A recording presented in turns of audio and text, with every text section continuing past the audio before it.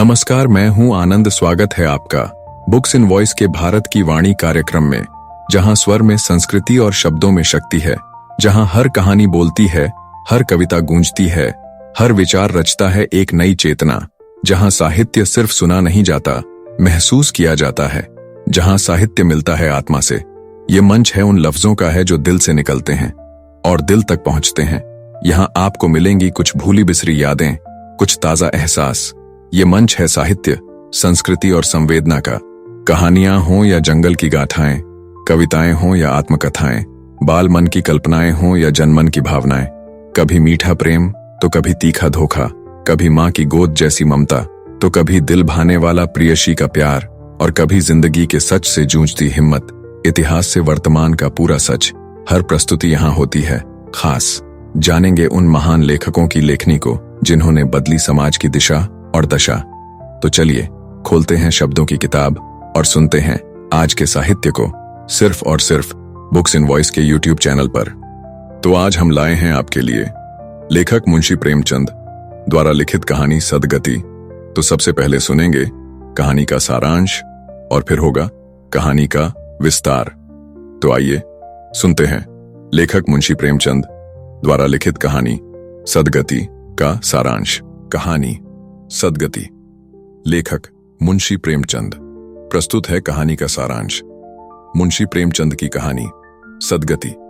एक गरीब दलित व्यक्ति दुखी चमार की सामाजिक दुर्दशा और ब्राह्मणवादी पाखंड पर करारा व्यंग्य है। दुखी चमार एक किसान है जो चाहता है कि उसकी बेटी की शादी शांतिपूर्वक हो जाए। इसी उद्देश्य से वह पंडित घासीराम से शादी की तारीख निकलवाने के लिए जाता है। वह पंडित को अपनी सेवा से प्रसन्न करना चाहता है, इसलिए वह उनके यहाँ जाकर चूल्हा जलाता है, लकड़ी चीरता है और कई कठिन काम करता है। पंडित उसे पूजा से पहले काम करने के लिए मजबूर करता है, लेकिन बदले में न तो खाना देता है और न ही पूजा करता है। दिन भर की मेहनत और भूख से थक कर दुखी वहीं लकड़ी चीरते चीरते दम तोड़ देता है। पंडित और उसकी पत्नी उसके मृत शरीर से न जाति भ्रष्ट होने के डर से डरते हैं। वे अंत में उसे एक बैल की तरह रस्सी से खींचकर गांव के बाहर फेंक देते हैं। यह कहानी छुआछूत, जातिवाद और सामाजिक शोषण की क्रूर सच्चाइयों को उजागर करती है। प्रेमचंद ने इस मार्मिक कथा के माध्यम से समाज की अमानवीयता, धार्मिक पाखंड और निम्न वर्ग के शोषण पर तीखा प्रहार किया है। सदगति एक गहरी मानवीय संवेदना से युक्त यथार्थवादी रचना है। तो अभी आपने सुनी लेखक मुंशी प्रेमचंद द्वारा लिखित कहानी सदगति का सारांश, और अब कहानी विस्तार से। कहानी सदगति। लेखक मुंशी प्रेमचंद। दुखी चमार द्वार पर झाड़ू लगा रहा था और उसकी पत्नी झुरिया घर को गोबर से लीप रही थी। दोनों अपने अपने काम से फुर्सत पा चुके थे। तो चमारिन ने कहा, तो जाके पंडित बाबा से कह आओ ना, ऐसा ना हो कहीं चले जाए। दुखी, हाँ जाता हूं, लेकिन यह तो सोच बैठेंगे किस चीज पर। झुरिया, कहीं से खटिया न मिल जाएगी, ठकुराने से मांग लाना। दुखी, तू तो कभी कभी ऐसी बात कह देती है कि देह जल जाती है।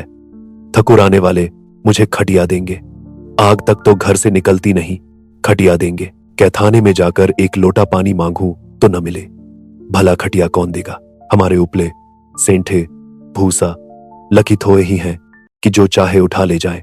ले अपनी खटोली धोकर रख दे, गर्मी के तो दिन है, उनके आते आते सूख जाएगी। झुरिया, वह हमारी खटोली पर बैठेंगे नहीं, देखते नहीं कितने नेम धर्म से रहते हैं। दुखी ने जरा चिंतित होकर कहा, हाँ यह बात तो है, महुए के पत्ते तोकर एक पत्तल बना लूं तो ठीक हो जाए। पत्तल में भरे भरे आदमी खाते हैं, वह पवित्र है। ला तो डंडा, पत्ते तो लूं। झुरिया, पत्तल मैं बना लूंगी, तुम जाओ, लेकिन हाँ उन्हें सीधा भी तो देना होगा। अपनी थाली में रख दूं? दुखी, कहीं ऐसा गजब न करना, नहीं तो सीधा भी जाए और थाली भी फूटे। बाबा थाली उठाकर पटक देंगे। उनको बड़ी जल्दी विरोध चबाता है। किरोध में पंडिताइन तक कुछ होते नहीं। लक्के को ऐसा पीटा कि आज तक टूटा हाथ लिए फिरता है। पत्तल में सीधा भी देना, हाँ, मुदा तू छूना मत। झूरी, गेहूं की लक्की को लेकर साह की दुकान से सब चीजें ले आना, सीधा भरपूर हो। सेर भर आटा, आधा सेर चावल, पाव भर दाल, आधा पाव घी, नून, हल्दी और पत्तल में एक किनारे 4 आने पैसे रख देना। घों की लक्की न मिले तो भुर्जिन के हाथ पैर जोकर ले जाना। तू कुछ मत छूना, नहीं गजब हो जाएगा।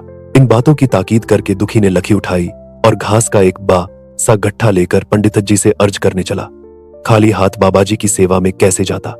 नजराने के लिए उसके पास घास के सिवाय और क्या था? उसे खाली देखकर तो बाबा दूर ही से दुत्कारते। पंग घासी राम ईश्वर के परम भक्त थे। नींद खुलते ही ईशोपासन में लग जाते। मोह हाथ धोते 8 बजते, तब असली पूजा शुरू होती, जिसका पहला भाग भंग की तैयारी थी। उसके बाद आधा घंटे तक चंदन रख दे, फिर आईने के सामने एक तिनके से माथे पर तिलक लगाते। चंदन की 2 रेखाओं के बीच में लाल रोरी की बिंदी होती थी। फिर छाती पर बाहों पर चंदन की गोल गोल मुद्रिकाएं बनाते। फिर ठाकुर जी की मूर्ति निकालकर उसे नहलाते, चंदन लगाते, फूल छाते, आरती करते, घंटी बजाते। 10 बजते बजते वह पूजन से उठते और भंग छानकर बाहर आते। तब तक 2-4 जजमान द्वार पर आ जाते। ईशोपासन का तत्काल फल मिल जाता। वही उनकी खेती थी। आज वह पूजन गृह से निकले तो देखा दुखी चमार घास का एक गट्ठा लिए बैठा है। दुखी उन्हें देखते ही उठ खोआ हुआ और उन्हें साष्टांग दंडवत करके हाथ बांधकर खोआ हो गया। यह तेजस्वी मूर्ति देखकर उसका हृदय श्रद्धा से परिपूर्ण हो गया। कितनी दिव्य मूर्ति थी! छोटा सा गोल मटोल आदमी, चिकना सिर, फूले गाल, ब्रह्म तेज से प्रदीप्त आंखें, रोरी और चंदन देवताओं की प्रतिभा प्रदान कर रही थी। दुखी को देखकर श्रीमुख से बोले, आज कैसे चला रे दुखिया? दुखी ने सिर झुकाकर कहा, बिटिया की सगाई कर रहा हूं महाराज। कुछ साइत सगुन विचारना है, कब मर्जी होगी? घासी, आज मुझे छुट्टी नहीं। हां, सांझ तक आ जाऊंगा। दुखी, नहीं महाराज, जल्दी मर्जी हो जा, सब सामान ठीक कर आया हूं। यह घास कहां रख दूं? घासी, इस गाय के सामने डाल दे और जरा झाड़ू लेकर द्वार तो साफ कर दे। यह बैठक भी कई दिन से लीपी नहीं गई, उसे भी गोबर से लीप दे। तब तक मैं भोजन कर लूं, फिर जरा आराम करके चलूंगा। हां, यह लखी भी चीर देना। खलिहान में 4 खांची भूसपा है, उसे भी उठा लाना और भुसौली में रख देना। दुखी फौरन हुक्म की तामील करने लगा। द्वार पर झाड़ू लगाई, बैठक को गोबर से लीपा। तब 12 बज गए। पंडित जी भोजन करने चले गए। दुखी ने सुबह से कुछ नहीं खाया था। उसे भी जोर की भूख लगी, पर वहां खाने को क्या धारा था। घर यहां से मील भर था। वहां खाने चला जाए तो पंडित जी बिक जाए। बेचारे ने भूख दबाई और लखी फाने लगा। लखी की मोटी सी गांठ थी, जिस पर पहले कितने ही भक्तों ने अपना जोर आजमा लिया था। वह उसी दम खम के साथ लोहे से लोहा लेने के लिए तैयार थी। दुखी घास छीलकर बाजार ले जाता था। लखी चीरने का उसे अभ्यास न था। घास उसके खुरपे के सामने सिर झुका देती थी। यहां कसकर कुल्हाई का भरपूर हाथ लगाता, पर उस गांठ पर निशान तक न पता था। कुल्हाई उचट जाती, पसीने में तरता, हांफता था, थककर बैठ जाता था, फिर उठता था। हाथ उठाए न उठते थे, पांव कांप रहे थे, कमर न सीधी होती थी, आंखों तले अंधेरा हो रहा था, सिर में चक्कर आ रहे थे, तितलियां उड़ रही थीं, फिर भी अपना काम किए जाता था। अगर एक चिलम तंबाकू पीने को मिल जाती तो शायद कुछ ताकत आती। उसने सोचा, यहां चिलम और तंबाकू कहां मिलेगी? ब्राह्मणों का पूरा है। ब्राह्मण लोग हम नीच जातों की तरह तंबाकू थोए ही पीते हैं। सहसा उसे याद आया कि गांव में एक गौ भी रहता है, उसके यहां जरूर चिलम तमाकू होगी। तुरंत उसके घर दौड़ा। खैर मेहनत सफल हुई। उसने तमाकू भी दी और चिलम भी दी, पर आग वहां न थी। दुखी ने कहा, आग की चिंता न करो भाई, मैं जाता हूं, पंडित जी के घर से आग मांग लूंगा। वहां तो अभी रसोई बन रही थी। यह कहता हुआ वह दोनों छीहे लेकर चला आया और पंडित जी के घर में बरौठे के द्वार पर खा होकर बोला, मालिक, रच के आग मिल जाए तो चिलम पी लें। पंडित जी भोजन कर रहे थे। पंडिताइन ने पूछा, यह कौन आदमी आग मांग रहा है? पंडित, अरे वही ससुरा दुखिया चमार है। कहा, है थोई सी लखी चीर दे, आग तो है, दे दो। पंडिताइन ने भौवें छाकर कहा, तुम्हें तो जैसे पोथी पत्रों के फेर में धर्म कर्म किसी बात की सुध ही नहीं रही। चमार हो, धोबी हो, पासी हो, मुंह उठाए घर में चला आए। हिंदू का घर न हुआ, कोई सराय हुई। कह दो दाईजार से चला जाए, नहीं तो इस लुआठे से मुंह झुलस दूंगी। आग मांगने चले हैं। पंडित जी ने उन्हें समझाकर कहा, भीतर आ गया तो क्या हुआ, तुम्हारी कोई चीज तो नहीं छुई। धरती पवित्र है, जरा सी आग दे क्यों नहीं देती, काम तो हमारा ही कर रहा है। कोई लोनिया यही लकीफ आता तो कम से कम चार आने लेता। पंडिताइन ने गरज कर कहा, वह घर में आया क्यों? पंडित ने हार कर कहा, ससुरे का अभाग था और क्या। पंडिताइन, अच्छा, इस बखत तो आग दिए देती हूं, लेकिन फिर जो इस तरह घर में आएगा तो उसका मुंह ही जला दूंगी। दुखी के कानों में इन बातों की भनक पा रही थी, पछता रहा था। नाहक आया, सच तो कहती हैं, पंडित के घर में चमार कैसे चला आए? भय पवित्र होते हैं यह लोग, तभी तो संसार पूजता है, तभी तो इतना मान है। भर चमार थोए ही है, इसी गांव में बूहा हो गया, मगर मुझे इतनी अकल भी ना आई। इसलिए जब पंडिताइन आग लेकर निकली तो वह मानो स्वर्ग का वरदान पा गया। दोनों हाथ जोकर जमीन पर माथा टेकता हुआ बोला, पाइन माता, मुझसे भाई भूल हुई कि घर में चला आया। चमार की अकल ही तो ठहरी, इतने मूर्ख न होते तो लात क्यों खाते। पंडिताइन चिमटे से पककर आग लाई थी। 5 हाथ की दूरी से घूंघट की आ से दुखी की तरफ आग फेंकी। आग की बई सी चिंगारी दुखी के सिर पर पड़ गई। जल्दी से पीछे हटकर सिर के झोंटे देने लगा। उसने मन में कहा, यह एक पवित्र ब्राह्मण के घर को अपवित्र करने का फल है। भगवान ने कितनी जल्दी फल दे दिया। इसी से तो संसार पंडितों से डरता है और सबके रुपए मारे जाते हैं। ब्राह्मण के रुपए भला कोई मार तो ले, घर भर का सत्यानाश हो जाए। पांव गलकर गिरने लगे। बाहर आकर उसने चिलम पी और फिर कुल्हाड़ी लेकर जुट गया। खटखट की आवाजें आने लगी। उस पर आग पड़ गई तो पंडिताइन को उस पर कुछ दया आ गई। पंडित जी भोजन करके उठे तो बोली, इस चमरवा को भी कुछ खाने को दे दो, बेचारा कब से काम कर रहा है, भूखा होगा। पंडित जी ने इस प्रस्ताव को व्यावहारिक क्षेत्र से दूर समझकर पूछा, रोटियां हैं? पंडिताइन, 2-4 बच जाएंगी। पंडित, 2-4 रोटियों में क्या होगा, चमार है, कम से कम सेर भर छा जाएगा। पंडिताइन कानों पर हाथ रखकर बोली, अरे बाप रे, सेर भर तो फिर रहने दो। पंडित जी ने अब शेर बनकर कहा, कुछ भूसी चोकर हो तो आटे में मिलाकर 2 ठो लिट्टा ठोंक दो, साले का पेट भर जाएगा। पतली रोटियों से नीचों का पेट नहीं भरता, इन्हें तो जुआर का लिट्टा चाहिए। पंडिताइन ने कहा, अब जाने भी दो, धूप में कौन मरे। दुखी ने चिलम पीकर फिर कुल्हाड़ी संभाली। दम लेने से जरा हाथों में ताकत आ गई थी। कोई आधा घंटे तक फिर कुल्हाड़ी चलाता रहा, फिर बेदम होकर वहीं सिर पक के बैठ गया। इतने में वही गो आ गया। बोला, क्यों जान देते हो बूहे दादा, तुम्हारे फाहे यह गांठ न फटेगी। नाहक हलाकान होते हो। दुखी ने माथे का पसीना पोंछकर कहा, अभी गाही भर भूसा ढोना है भाई। गो, कुछ खाने को मिला कि काम ही कराना जानते हैं, जाके मांगते क्यों नहीं।